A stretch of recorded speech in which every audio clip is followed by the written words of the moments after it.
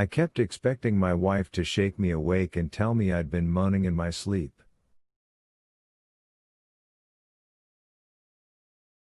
It'll be easier if you just go along with it. What's Howell got behind his back? Percy asked in a ragged voice, turning to get a better look at Brutal.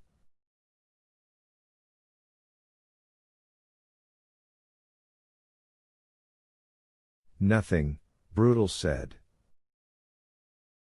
Well, this, I suppose.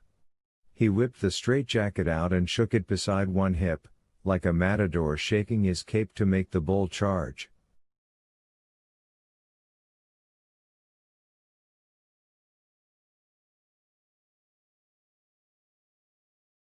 Percy's eyes widened, and he lunged. He meant to run, but Harry grabbed his arms and a lunge was all he was able to manage.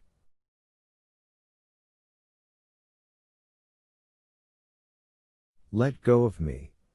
Percy shouted, trying to jerk out of Harry's grasp.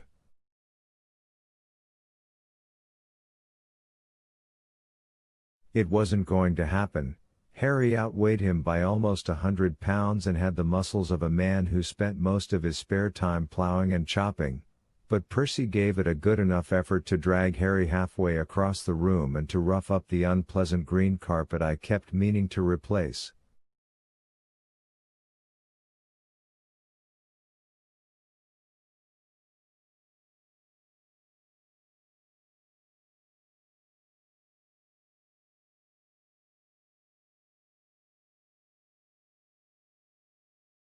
For a moment I thought he was even going to get one arm free. Panic can be one hell of a motivator.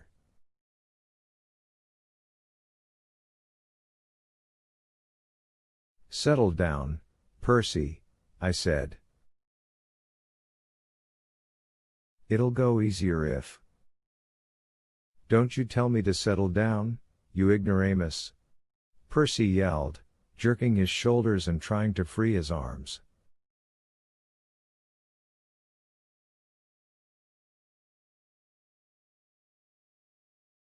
Just get away from me.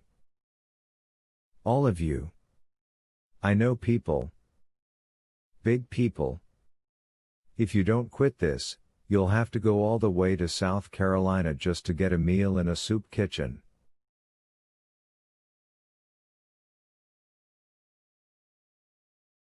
He gave another forward lunge and ran his upper thighs into my desk. The book he'd been reading, Caring for the Mental Patient in Institutions, gave a jump, and the smaller, pamphlet-sized book which had been hidden inside it popped out.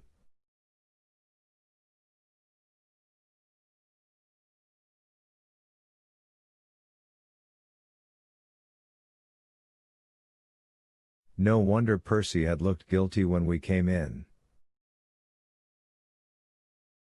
It wasn't the last days of Sodom and Gomorrah, but it was the one we sometimes gave to inmates who were feeling especially horny and who had been well behaved enough to deserve a treat.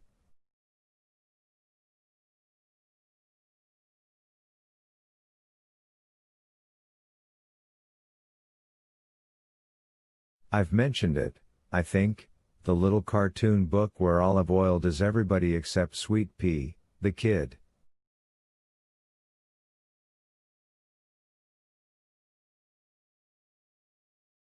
I found it sad that Percy had been in my office and pursuing such pallid porn, and Harry, what I could see of him from over Percy's straining shoulder, looked mildly disgusted, but Brutal hooted with laughter, and that took the fight out of Percy, at least for the time being.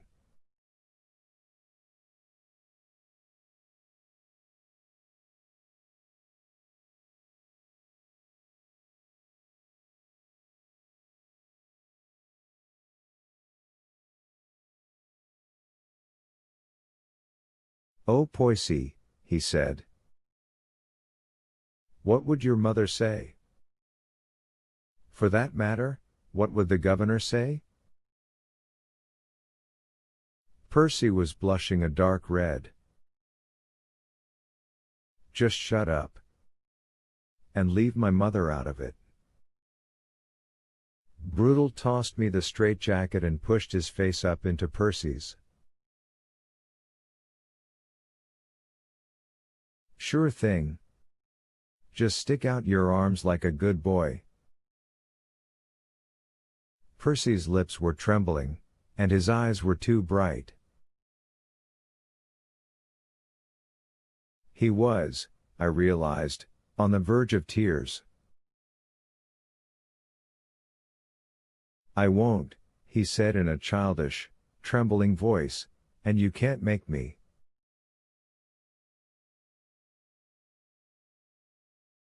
Then he raised his voice and began to scream for help. Harry winced and so did I. If we ever came close to just dropping the whole thing, it was then. We might have, except for Brutal. He never hesitated. He stepped behind Percy so he was shoulder to shoulder with Harry, who still had Percy's hands pinned behind him.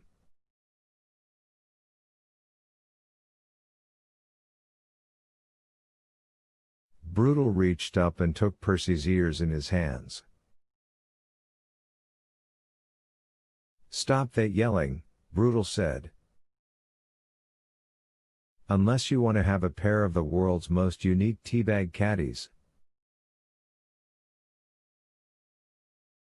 Percy quit yelling for help and just stood there, trembling and looking down at the cover of the crude cartoon book, which showed Popeye and Olive doing it in a creative way I had heard of but never tried.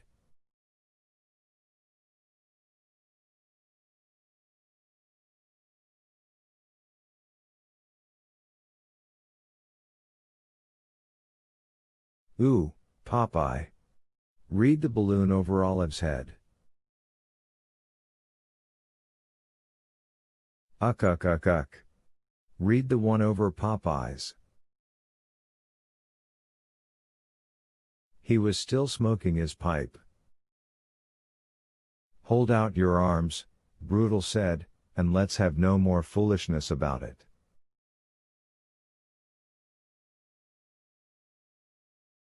Do it now. I won't, Percy said. I won't, and you can't make me.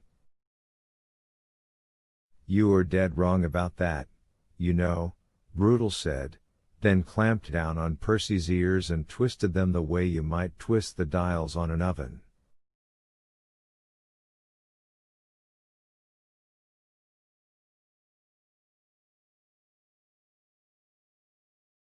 An oven that wasn't cooking the way you wanted. Percy let out a miserable shriek of pain and surprise that I would have given a great deal not to have heard.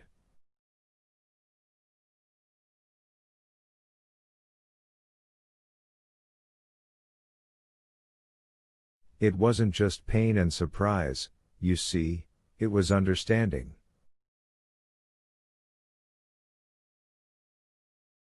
For the first time in his life, Percy was realizing that awful things didn't just happen to other people, those not fortunate enough to be related to the governor.